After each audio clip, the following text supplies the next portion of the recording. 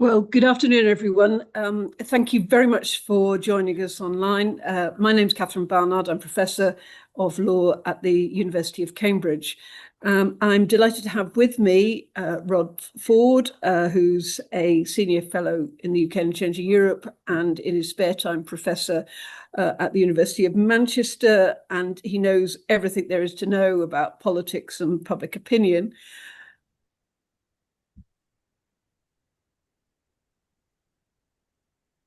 Absolutely. Are we not live?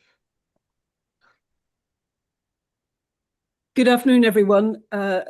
Welcome to this online event. My name's Catherine Barnard. I'm Professor of Law at the University of Cambridge.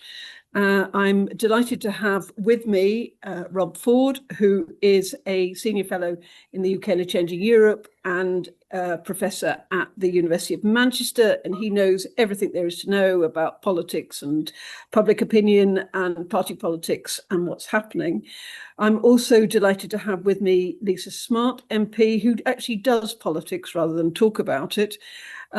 She has many qualities, but the one that's most relevant for what we're talking about today is that she's Vice Chair of the All-Party Parliamentary Group on Fair Elections.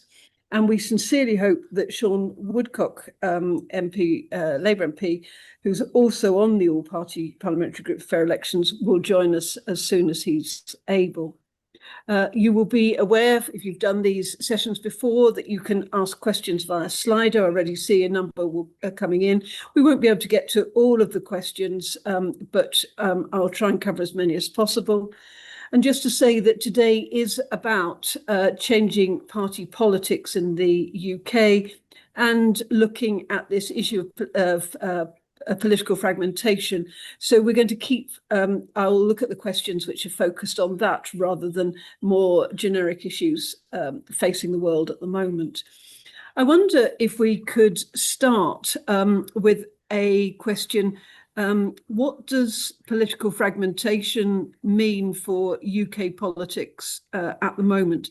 And Lisa, do you want to start? Happily. So all of this conversation is under a first past the post system primarily. We're looking at Westminster, but also at local councils. I'm going to leave talking about Scottish and Welsh elections to those who understand the current climate there better, because of course they have different voting systems, and so things do look a little different in those elections those hugely important elections that they've got coming up in May. But under Westminster elections and local elections, we're seeing people being elected from different parties on 30% of the vote quite routinely. We are seeing people get elected on under 20% of the vote on occasion. And that has a real impact, I think, on how some of the voting public feel the legitimacy of that person might be and how well that person can represent the views of their community. Just some insight from Parliament, maybe, rather than the politics side of things. Parliament is set up, you can look at the architecture of the chamber in that you're government or your opposition. And the role of the official opposition, His Majesty's official opposition, is an official one in Parliament. It means that they have a responsibility. So at the moment, that's the Conservatives. They have a responsibility to respond on every statement. They get a certain number of questions. You'll see Kemi Badenoch get 6 PMQs a week. Ed Davey gets 2 a week. Whereas for every 2 Lib Dems, roughly speaking, this week, there are roughly 3 Conservative MPs. And so that isn't a proportionate allocation of things like PMQs, opposition day debates, positions on committees and things like that. So it does have an impact on the way Parliament works, particularly when you're looking at some of the smaller parties. And I'm saying smaller parties meaning their representation in Parliament, whether that's the Greens, Reform, some of the independents, or some of those parties operating, whether it's in some of the devolved nations, so Plaid, SNP, and so on. So that does have an impact on how Parliament works. But in terms of the politics, it's meaning that people need the hurdle to jump over, the bar people need to jump over to find themselves elected is much lower. And that fragmentation, we don't know where it will lead. I'm sure Rob's got some stats to help us consider it, but I think can lead to increased jostling for position and people saying ever more emotive things to try and get themselves some coverage, to try and get the support that they feel they need. Because trying to get the support of 30% of the electorate is a different prospect than trying to get the support of 50%. You need to be less mainstream. You just need a third of people to support you rather than a half. Thank you. And I see Sean Woodcock has kindly joined us now. Thank you very much indeed for that.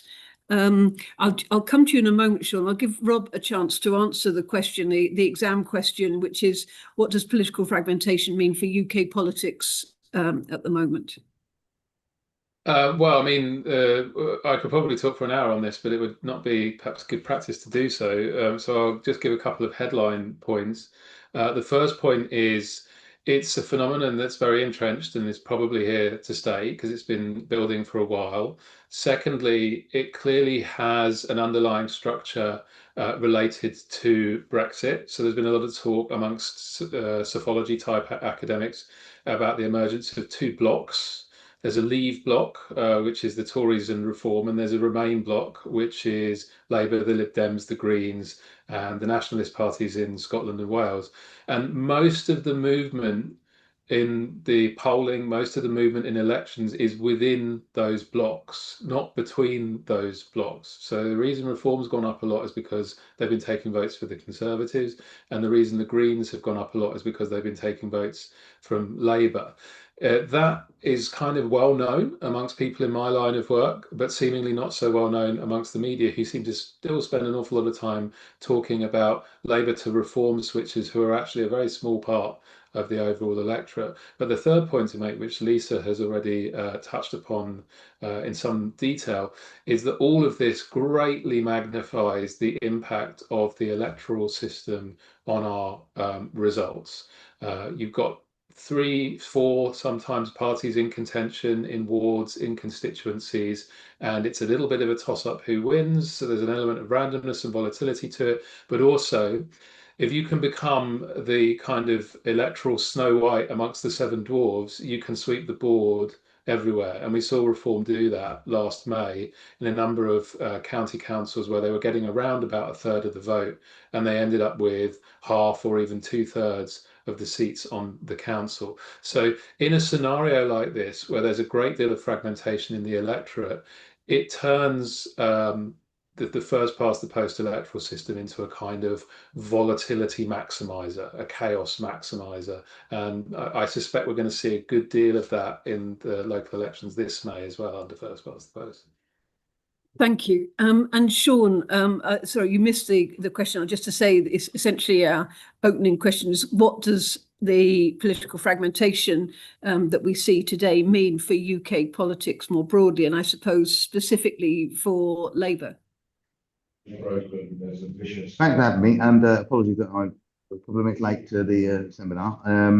I suppose, to answer your question more broadly, the most obvious traits, the most obvious symptoms are that politics is, people are naturally less time, but maybe they were 30, 40 years ago. So you'd have people who would be voting Labour because they always had done, their parents had done, same with Conservatives.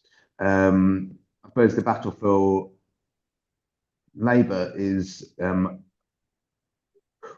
where does the realignment of politics that we've got and that fragmentation take the party, in terms of, do we go down a purely class, economic based sort of offer, or do we go down a sort of wider progressive offer, or does it, which is my view, have to be a combination of both? And I suppose that would be the challenge as to what they do going forward in terms of how we approach the fragmentation of politics. Thank you. If I could just ask everyone to keep their mics off, because there's some background noise which is affecting the ability of the audience to listen. Given that all of your observations have been around the first past the post system, the first and the most asked question from the audience is, how can or should we change the first past the post system?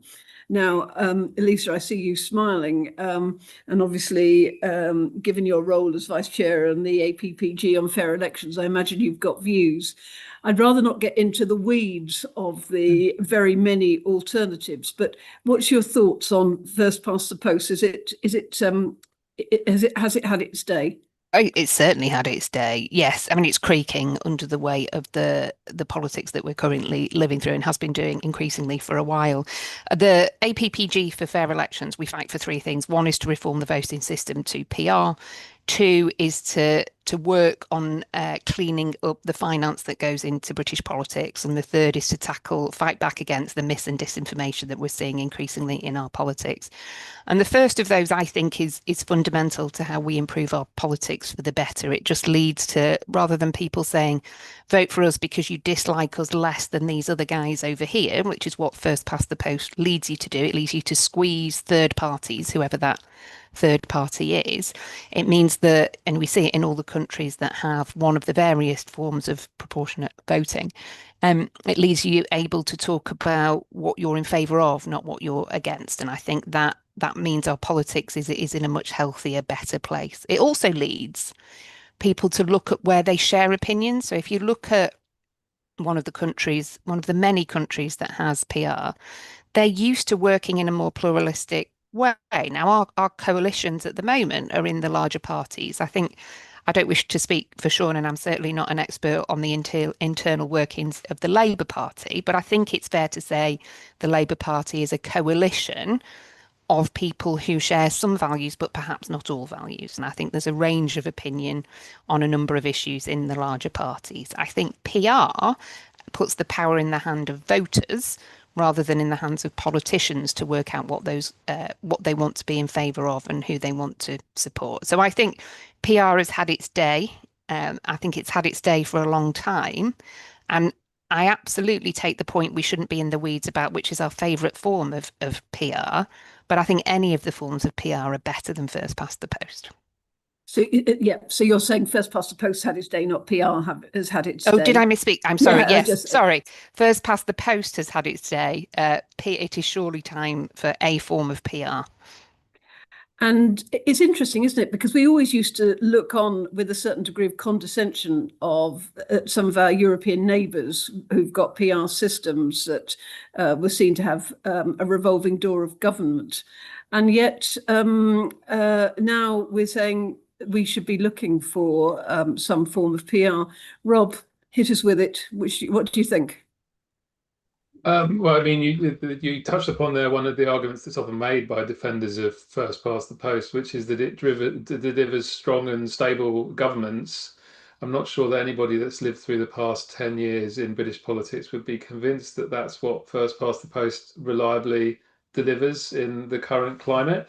A second point I just touch upon in passing is, and we may come on to polling and the current government's popularity later on, but one answer to the question, why is the government currently so unpopular, is because very few people voted for it in the first place. Only 34% of people voted Labour, just over a third, and that delivered 2/3 of the Commons seats. But when you take into account turnout, only a fifth of the eligible electorate actually voted for the current majority government. So it's perhaps unsurprising that that government is sort of skating on thin ice from the start in terms of public consent and endorsement, whereas a broader coalition might have had a more robust support base to fall back on when times got a bit tough. But the bigger sort of question at stake here is, what realistically is the outcome of the next election going to look like? We are likely to see increases in support for at least some of the smaller, newer parties in each bloc. And essentially every party, other than the two legacy parties that have traditionally dominated elections under first past the post, is in favour of electoral reform. So if you are Labour, or indeed even if you're the Conservatives, who've traditionally been the most strident defenders of first past the post, if you're going to be in government next time, based on the polling now, and of course the polling can change a lot, there's a good chance you're going to need to work with other parties that are in favour of electoral reform. So one reason to be having the conversation right now is because there's a very wide range of outcomes in which essentially one of the major points of contention and bargaining is going to be electoral reform, because all of the parties that aren't Labour and the Conservatives are very likely to make some sort of a commitment to electoral reform, a central part of their ask in terms of propping up another party in government.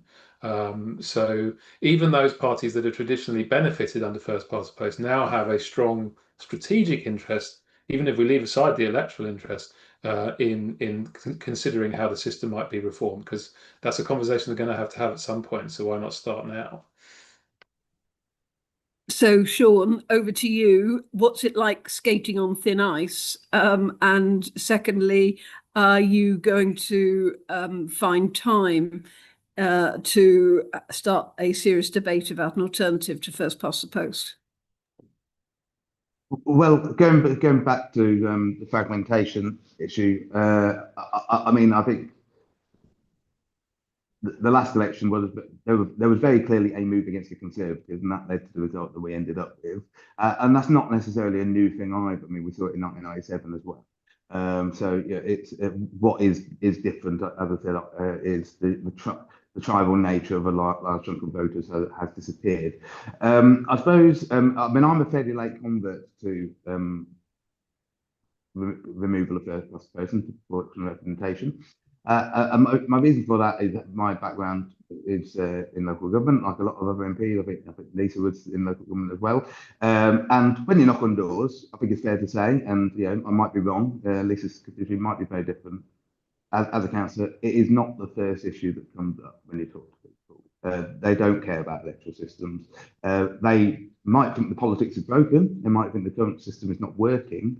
But they're not motivated to come to you by the door. Very few people. There might be the odd one that is motivated by changing the electoral system. What they don't like is something about our politics, or about how government works, which encourages them to look at alternatives. And that's what's really driven me towards representation, is that clearly there is a mood in our politics for change, and that was very clear at the last election.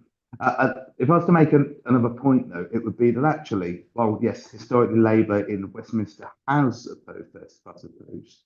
We have actually got non-first past the post systems in the United Kingdom, in other areas of the United Kingdom, and it's come about as a result of one party enabling it, which is the Labour Party. So there is some support for it in the Labour Party. It's the only time that the Conservative Party has actually dabbled with changing the electoral system. It did so very reluctantly in agreeing to a referendum during the coalition, in which the Conservative Party mobilised against it. So that would be what I would say, is that where Rob is right in a lot of what he said, but I think that we're supporters of changing the electoral system probably need to acknowledge that any change is only going to come about if there are changes within the Labour Party, or the Labour Party pushing for it, which is why I'm very much in favour of what the APPG is calling for and what Labour for a new for PR is calling for, which is a commission to look at the various different systems and how we change from first past the post to a different form of system, because to be frank, they all have flaws. All the potential alternatives have issues, and that's why I think it's important that commission takes place, looks at what the proposed alternatives are, and it may be something that the Labour Party wants to look at ahead of the next election, as something it puts to the election, because I do only believe you would get change to first past the post by some accommodation with the Labour. And do you think Labour will create the time in the legislative calendar for some form of legislation on alternative voting system? Well, I certainly think there's a mood within the party, and within a lot of the sort of changes that are being put by government to look at that commission on a new system. I certainly think there is a move for that. I certainly wouldn't be so bold to suggest that we're going to come up by the next election with this is our proposal for how we change it. But I certainly do think that there is a possibility and a real strong possibility when Labour MPs like myself and others, Alex Sobel, the chair of this group, push for that report and that commission to look at how we change it. I certainly think there is a possibility that after the next election that you could see very much Labour put into the election an alternative form of how we elect our Westminster government. And Rob, how easy will it be to come up with an alternative? We know there are many and varied, which are being used right across the UK in different types of elections. How are you going to sort out which one to use? Well, I mean, that may prove to be one of the biggest challenges, because I do agree with Sean that there actually is quite a lot of support within the Labour Party for some sort of reform. Quite a lot of MPs in favour of it, affiliated trade unions in favour of it. I think the conference floor voted for a shift a few years ago as well. But in the past, there have been three major pushes for electoral reform, all led by Labour and or the Lib Dems, or the Liberals, their predecessors, and all of them fell down over the question of what reform to do. So you had majorities in Parliament for reform, but they couldn't agree which reform to do. So actually that really is a central question. It's a kind of paradox, actually, of PR, is that there are lots of flavours, all with different strengths and weaknesses, and reformers can agree a lot more on the point that they think all of them are better than first past the post, but then kind of fall to bits over which one is best.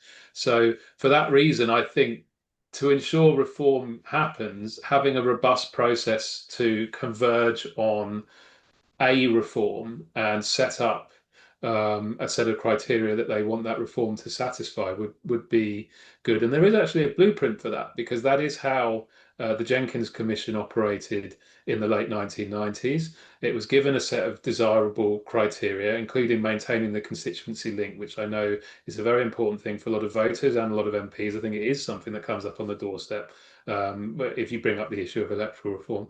And that they came up with a system that met essentially four criteria that they were given. But then it just sort of died a death, possibly not coincidentally related to the fact that Labour had a very large majority at that time. But a process like that can help people to converge on, here's the reform we think we should go for. So I do agree that's the way to go. It's important to answer two questions. Firstly, do we need reform? And secondly, what reform are we going to implement? Because if you don't get an answer to the second question, the risk is you fall down again because people argue about which one to do.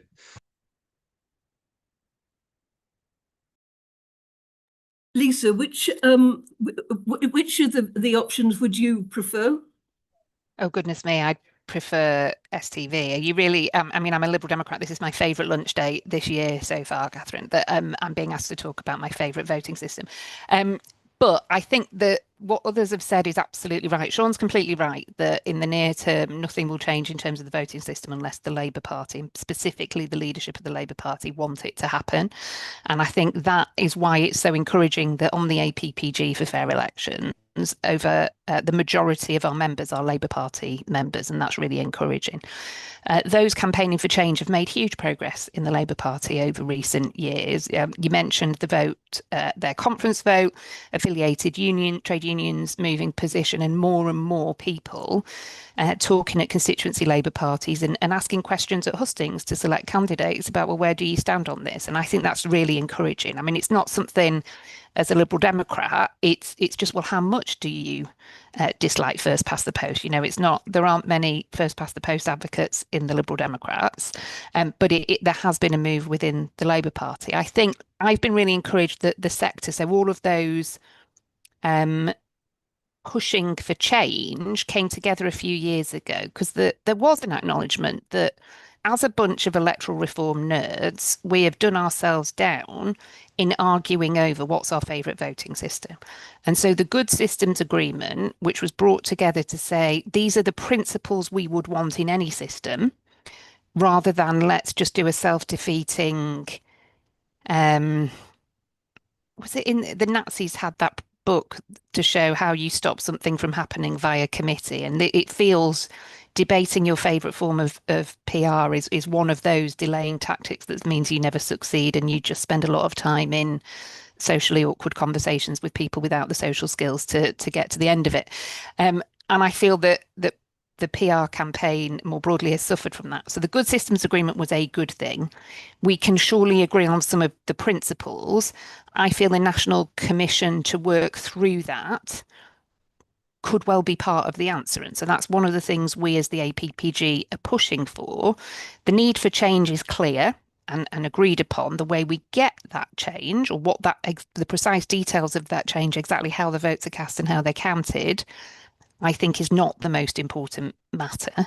I think the need for change is clear. And the way the Labour Party or the leadership of the Labour Party could be persuaded that it to change is for it to be demonstrated that it's in their best interests.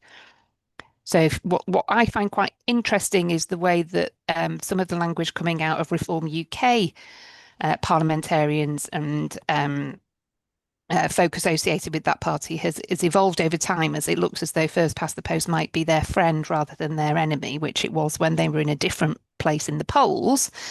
And I think naked self-interest can be a huge motivator for people's views on things. On the subject of naked self-interest, some of the questions that have come in have been about the cancellation of the May elections in, I think, already 23 local authorities. Sean, what effect do you think that will have on the trust in party politics? I mean, let's be clear, elections have been cancelled before. I mean, the previous government cancelled elections when it had restructures of local government. So I think there is a lot of bad faith in a lot of what's being thrown about this. Whether you agree that they should be delayed or not, it is not a new thing for election to be delayed to local authorities, or postponed or cancelled when you are having those restructures. Banbury constituency is next to what is now West Northants, but used to be South Northants, Daventry. That had a restructure in the late 2010s, and elections were cancelled for that reason. Yeah, that's one example. So I think what is damaging trust is both. I'll put it two ways. I think a lack of clear communication from people in government about why that decision is being made, and I think that is absolutely fair. And that bad faith argument from people who would attack the decision, whether it was delayed or not, frankly, because it's in their interest to do that. And so that's where I am. I have no doubt that there will be people who are distrusting of it. Like I said, frankly, I think there was a lot of bad faith in that argument, though like I said, I do accept that there has been some failure of communication on the part of those pushing those decisions. And on the subject of local elections, what do you think they will reveal about the current state of British politics, Rob? Blimey, that's another hour-long question, potentially. I mean, it's important to bear in mind that it's a bumper set this year, because we've got a big set of local elections in England, including all the council seats in London, all the council seats in Birmingham, and lots of seats in other metro authorities, as well as a big hodgepodge of other districts and so forth as well. The group of councils that are delaying is really only a very small portion of the overall number. I think it's frustrating to the voters in those places. It's not ideal, but there's still going to be a heck of a lot of votes going on, plus devolved elections in Wales and Scotland. I think in Scotland at the present time, it's looking like it's going to be potentially business post Indie Ref business as usual, in that it's looking likely that the SNP will top the poll, but it is potentially, we're seeing Reform doing very well there. Wales is likely to be the big headline story, I suspect, out of the locals, because there's a very good chance that Labour will not just lose their first nationwide election in Wales for a century, but potentially fall into third or even fourth place there. So that's likely to be a major earthquake in Welsh politics. And I think in England, the big story is likely to come out of the metro areas of England. You've got to remember these places were last up in 2022. That was a pretty strong set of elections for Labour.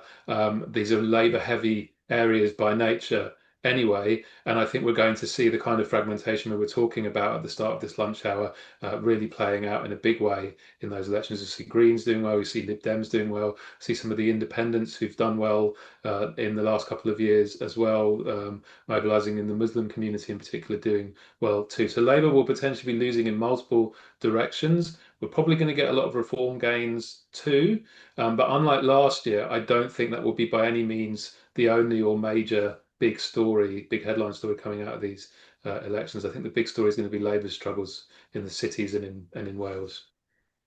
And Lisa, obviously the Lib Dems stand to gain in these local elections. Is that what you're anticipating? And how will the Lib Dems fend off, well, particularly the Green vote?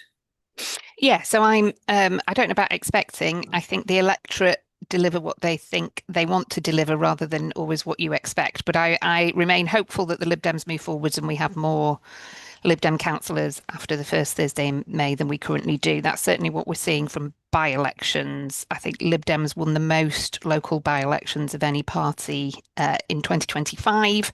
For the first time in last May's elections, we won more than both the Labour Party and the Conservative Party. So I'm hopeful that looking at where we've got elections, I am really hopeful that we move forwards. And in places like mine, which is Stockport, which is one of the 10 Mets in Greater Manchester, we're seeing it's the two legacy parties, which I think they were described as before, are their support is lower than it has been for some time, and the Reform Party support is higher. And I think there are parts of Greater Manchester where there will be a fairly different makeup of councils after the first Thursday in May than there will be beforehand. And I think if you look at some of those areas, and I hate the fact that it's a proxy for some of it, but if you look at referendum results in some of these places, there is a correlation. And I think if you look at demographic trends, there's a correlation as well in some of this. So what we've seen the way of Lib Dems holding off in the fight from, let's say, reform is actually by looking at the way Lib Dems do politics well, in terms of that community politics, being a local champion for your community, standing up to the things that community cares about. And that isn't always what's on offer from everybody. So I think I am hopeful, but I would never be so bold as to say what I expect to happen. It's up to the voters. And Sean, obviously all of the press reports are that Labour is going to do badly in the local elections. What do you think can be done by your party to address some of those concerns? Well, I was reading through a speech yesterday from Tony Blair back in 1999, and it was just after a disappointing set of local elections when we lost over 1,000 councillors, and it was talking about how people are frustrated at the pace of change, they're frustrated that things haven't changed as much as they want, and they want us to go further and faster. So, it's very clear that we're in government and we're facing challenges, and that the public want to make it very clear they're unhappy at how things are in their area and the country at large. Some of that will be a lot of that will still be the same issues that they were in July 2024, to be fair. It will be not being seen quick enough in the health service, potholes on their roads, crime in their rural areas, or on empty shops in their high street. No, I don't believe many of the issues have changed. What has changed is that we're now in charge, and they want to be very clear that we would like you to fix these problems, because at the moment we don't think you have. That will ultimately be the test that there is when the next general election is. In the meantime, these local elections will be public's opportunity to register their approval as to how we're doing, which the reason I refer to the 1999 speech from Tony Blair is it's not unheard of for local elections to go badly for governing parties, and it's not unheard of that those governing parties win the next election afterwards. So there's clearly challenges, but that would be how I would read it at the moment, is that the public, I think the public are better at answering questions than some we give them credit for. And that if the question is who is running how do you feel the government's doing at the moment, such as local elections, they will give you an honest answer, and they will probably give the government a kicking. If the question is who's going to be Prime Minister, is it going to be Rishi Sunak, Keir Starmer, or next election, Neil Farage, Keir Starmer? they may well give you a very different answer, and that will often dictate how the elections will go. So I don't think anyone in Labour is under any illusion that there'll be tough elections, a set of local elections. My message would be it's not unheard of, and we would not be the first, and we almost certainly will not be the last government to get 2 years in to being in government and to lose a number of councillors as a result.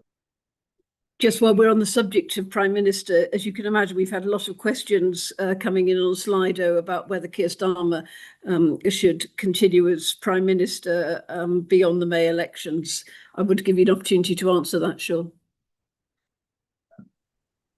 Lucky me. No, I mean, my view is that we heard earlier about the instability of politics, and that actually, yeah, we had so many change to the Conservative Prime Minister, Conservative Chancellor. Area I care about, housing Secretary. Yeah, we had however many.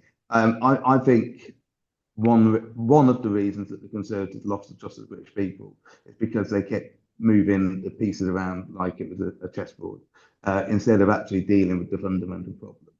And so, well, you know, I wouldn't be under any illusions of saying, you know, clearly, you know, there are people who don't like Keir Starmer. I, to be frank, have never knocked on the door, and people run out to tell me how much they love the leader of the Labour Party in my 20 years of being a Labour Party member. It just doesn't happen.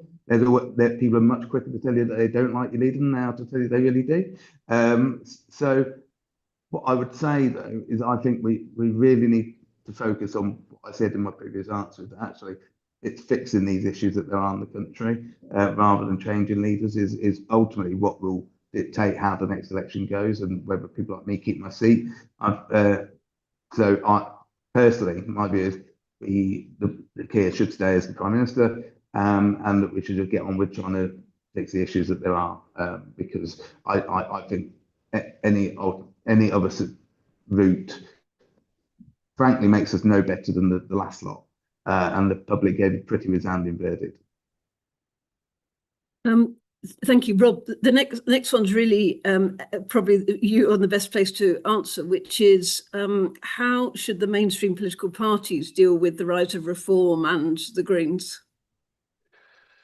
Well, I mean, it is a difficult challenge for both of the parties, because this is an unprecedented scenario in many respects. I mean, Sean has rightly flagged up, for example, that midterm losses in local elections are things that governments routinely suffer, Labour and Tory. What governments don't routinely suffer is losing 2/3 of their seats, which is what happened to both Labour and the Conservatives last May, and could conceivably happen to both parties again this May. And that is down to the emergence of newer parties, in particular Reform, but also the Greens, that are challenging them on their flanks. And it's it's producing bigger challenges at midterm. B, it's basically deepening the electoral dilemma that parties of the centre left and centre right always face, which is, do they try and tack towards the median voter, the swing seat, and so on? In the last general election for Labour, this was in particular the group that were christened the hero voters. I believe everyone in Labour internally heard an awful lot about swing voters in swing seats. And when you look at the geography of the Labour result, that targeting, that is where Labour made most of their gains, albeit that the gains were modest. But of course, the other side of the coin was, by targeting those swing voters who were older, more socially conservative, more Brexity than the average Labour voter, they then lost a lot on their left flank. So if you tack to the centre, you risk losing on your left if you're Labour, and if you're the Conservatives, if you tack to the centre, you risk losing on your right. And at present, there isn't an easy answer to that challenge. The risk is very real that you know, a strategy that made an awful lot of electoral sense in the past, which is govern well, aim for the median voter, won't work this time, because you lose too many votes on your radical flank, because the voters who are impatient about change are often some of the most radical voters. And whereas before, They would go along with you because the alternative was worse. Maybe in many places they don't do. And the other risk, particularly for Labour with so many seats, is never before in post-war history has there been a government with such a large majority and so many marginal seats with so many different local challenges. You've got a big cohort of Labour MPs who have to worry about reform. You've got a big cohort of Labour MPs who've got to worry about the Greens. You've got a big cohort of Labour MPs who've got to worry about the SNP, and you've got a big cohort of MPs who, on paper at least, have got to worry about the Conservatives, but may well have to worry about reform instead if reform overtake them in the polls. And those groups of MPs are going to have very different priorities for the party locally, for the party nationally, and at the same time, what's the big message that voters keep giving about this Labour government? We're not sure what it stands for. We're not sure what direction it's going in. Well, one reason for that is because it's being pulled in so many directions. But put all that together, it means if you're Labour, and indeed even if you're the Conservatives, you've got to pick a lane. You've got to pick a side. And you've got to decide who are you willing to lose, because just trying to hold together a big tent, looking at the polling and the mood of the electorate at the moment, it doesn't necessarily look viable. So either you've got to accept greater competition on your radical flank and try and work out how to cobble together some sort of an alliance, or you've got to try and maximize support on your side of the fence, on your block, even if that means potentially not focusing on the median voter in the way that you would have done in the past. And if I had an answer to which of those strategies is better, then probably I wouldn't be on this call. I'd be doing a much better paid job in private somewhere, advising everybody. I'm not sure there is a clear answer, and anybody who says there is probably lying to you. So thank you. So Lisa, you've had Rob telling us about the problems experienced by the big two parties. Does that create space for the Lib Dems, or what about the criticism that the Lib Dems have got a huge number of MPs but still are not very visible to the wider voting public? Yeah, so I think you become visible by saying outrageous things in outrageous places, and that, I don't know if you've met many Lib Dems, but we're quite reasonable and quite polite, and there is a genuine question about, are we too polite for the moment? And I think there's but we're the ones who talk about scrutiny and transparency and give suggestions to government in the hope that they take them on, and that doesn't make many headlines. So I think the point about visibility is entirely fair. The news also, I'd say, though, is not being made by Parliament by and large. It's being made by Donald Trump's social media. It's being made in no small part by Farage saying something in one of his press conferences that's quite outrageous or newsworthy, and it's the fairly dull grind of parliamentary scrutiny of a batch of amendments to a piece of worthy but not earth-shattering legislation is unlikely to make, the top of the 6 and 10, or become a viral moment on social media. I think the two legacy parties having a tough time of it presents an opportunity for all of the other parties, and I would include the Lib Dems in there. The way we campaign and the way we have had to campaign over the years is very much at the ground level rather than at the air level, so looking ground war rather than air war. So you will know if you live in a Lib Dem, in a seat where the Lib Dems are contesting, because you will hear a lot from the Lib Dems, and as a result you'll probably hear a lot from the other parties campaigning in that area, because that's the way. We don't have the relationships with some of the nation's media that some other parties have. We don't have relations with some of the social media platforms that some of the parties have, in terms of the preferences of the algorithms into how they present information. But you should, if you live in an area where the Lib Dems are strong, you will know the names of the people who are asking for your vote, and you will know what they think about key issues, whether you agree with them or not. So yes, of course, it's an opportunity. There's also a challenge again within first past the post. You're looking to put together a coalition of voters who agree with you, but also who think you're a least worse option than the person who might otherwise win. And I think there's a chance we gear up to the next election and it's anybody but Farage. It might well be a decision that some voters are taking, and then it's looking, I think Sean said early on that voters are often more switched on than lots of commentators give them credit for. And they'll work out how to get the result they want. And just while we still got you, because I realise you might have to go to the leave shortly, another question which has come in is about funding of political parties. Now, you mentioned that right at the beginning when you were talking about the role of the APPG. What's the magic formula that will sort this out? Well, there is some legislation coming down the track. Government's going to put forward the elections bill. I think we're expecting it next month. That's the latest I heard. It's going to be presented next month. And one of the, so there are going to be a number of strands, things like introducing votes at 16. So 16 and 17-year-olds, which was a manifesto pledge of the Labour Party, will be coming in through that. That's something we Lib Dems have campaigned for a long time for and wholly support. We think it's absolutely the right thing to do. One of the other elements of the bill we're expecting is around the financing of our politics and of political parties, and closing some of the loopholes that exist in terms of foreign donations, whether donations can come in via, say, a think tank, for example. Is that how we want our politics to work? My expectation is that we Lib Dems will encourage the government to go further and faster. And I expect, though, that the, was it £9 million donation that Reform UK got in recently from somebody who lives in Thailand? I think that probably also focused the minds of some of those in government as well. Because I think whichever party you support, I would like to think that the integrity of our democracy and the importance of the way our elections are conducted should matter to all of us.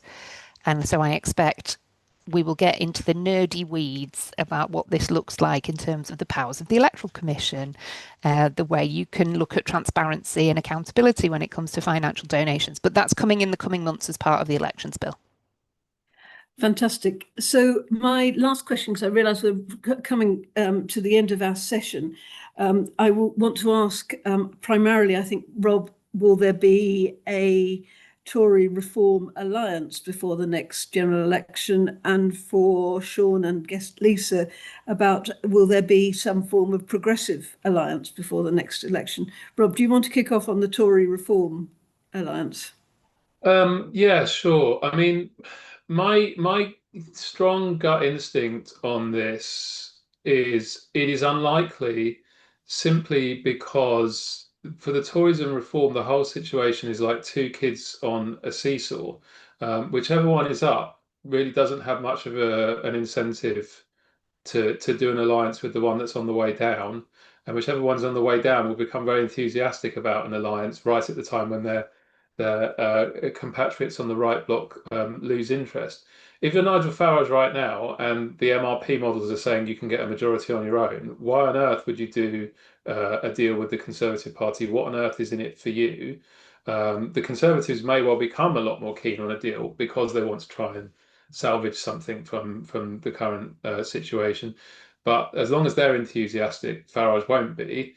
Farage will only become enthusiastic if Reform starts sliding in the polls, at which point I imagine the Conservatives will lose much of their ardour for a tie-up with the Reform, because they'll assume that trend can continue and they can recover their vote. So I don't really see any situation in which their interests align, particularly because right now, which is it's historically completely unique situation, you have one party in first place in the polls on election system projections in line for a majority, but has 7 MPs now with the defections, and another party who form the official opposition.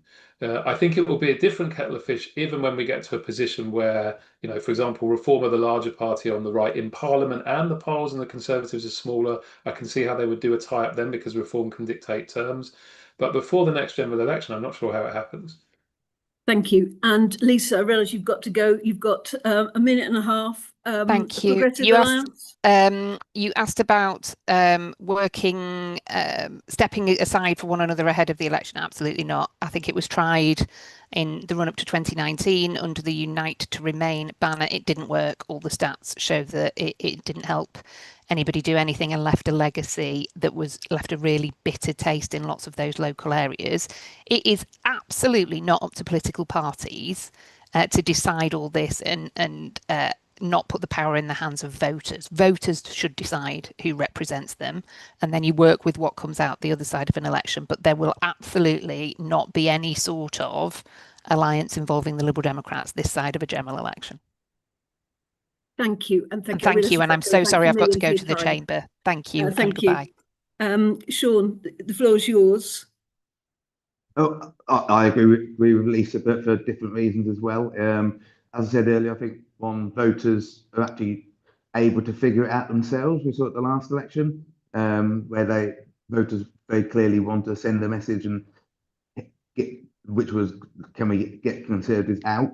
So in areas where the Liberal Democrats were the clearest challenger, they did well. In the majority of areas, it was the Labour challenger. And so there was a lot of tactical voting anyway. So I don't think you need to do stepping down to get the results that you want as progressive parties. But I would also say it's not in the interests of the parties to do that, because we had the examples of the Unite to Remain. Voters don't tend to like it.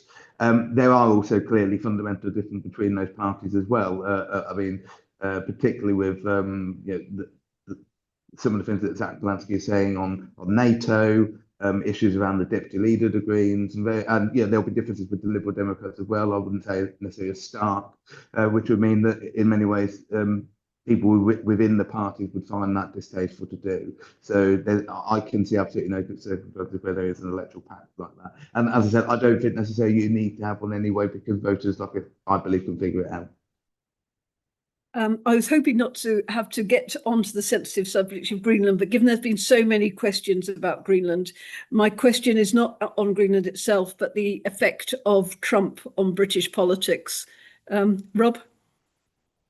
Well, I mean, I think it's very difficult for the Labour Party. You can really sense their frustration in the opening weeks of this year, because they clearly wanted to get much more aggressively onto the front foot in terms of communicating their domestic policy agenda. And it's just proving to be really an uphill struggle, because every single day the news agenda is getting dominated by the statements and actions of the American president. And for once, I mean, sometimes these kind of foreign policy kerfuffles, you're like, is it really relevant for British politics? But obviously, when we're talking about the potential disintegration of the NATO alliance, a potential, qualitative change in our relationship with the world's largest economy and biggest military superpower, it's understandably the top item on the news agenda. But it's a very, very difficult one for them to address. I mean, Trump is extremely unpopular here, but the government has to reflect and respect the realities of diplomacy, the realities of the relative sort of sizes and powers of our countries. That can lead them into sort of positions that look quite ambivalent or quite soft relative to the aggression that's coming from the US side, but which I think can potentially make a lot of sense in terms of trying to govern sensibly. But the biggest cost is the opportunity cost, because you're not ever able to have a full conversation about the domestic issues you want to talk about, because even in an event like this, which is essentially full of like politics and elections nerds, the most popular questions are about Greenland. That would not normally be the case, I think. And it is, I imagine, very frustrating for Sean and his colleagues that this is the sort of situation they have to wrestle with every day. Thank you. Sean, frustration? He's a very unique individual with a very unique way of doing politics, is how I would describe him. Clearly, it poses very, very significant challenges for how you go about doing business. I mean, all I can say, and all I do say to people is, he is only there for three more years. So, while I understand while I understand the anxiety, ultimately the relationship that we have with America, it has lasted a century, part of a century. I think we have to be really, really careful about doing anything to jettison that when it's so clear that on many, many issues, despite what Trump might say publicly, our interests are very, very clearly aligned. So a diplomatic answer. So you've clearly taken lessons from your leader, but 3 years is a long time in politics. Well, it might be a diplomatic answer, but I mean, there's employers in my constituency who are very reliant on being able to sell to America. We've got people involved in the car making industry and various others who it's vital that they can do business, or people are going to lose their jobs and affect income. That will obviously have a knock-on effect for the priorities of government. So do I agree with Trump on everything he says? Absolutely not. And I think the Prime Minister said that as well. And we're clearly from very, very, very different political traditions as well. Republican Party of Donald Trump is clearly very different from the Labour Party. But it's about what's in the national interest rather than necessarily what makes you feel good by posting on X or Twitter. They are very, very different things.